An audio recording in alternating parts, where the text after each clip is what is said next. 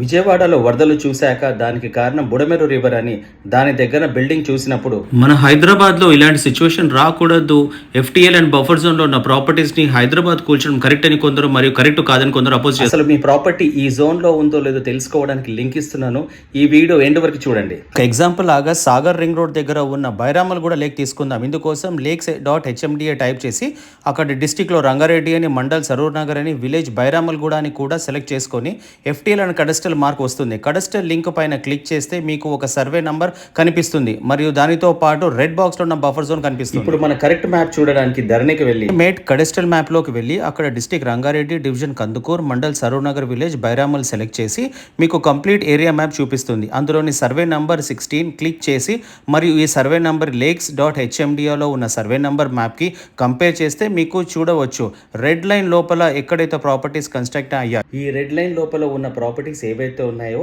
అవి FTL buffer జోన్లో ఉన్నట్టు.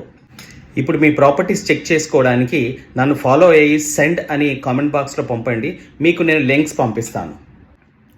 ఎఫ్టీఎల్ మరియు బఫర్ జోన్లో లేని క్లియర్ టైటిల్ ప్రాజెక్ట్స్ కోసం మన గూగుల్ ప్రాపర్టీస్ని నేడే సంప్రదించండి.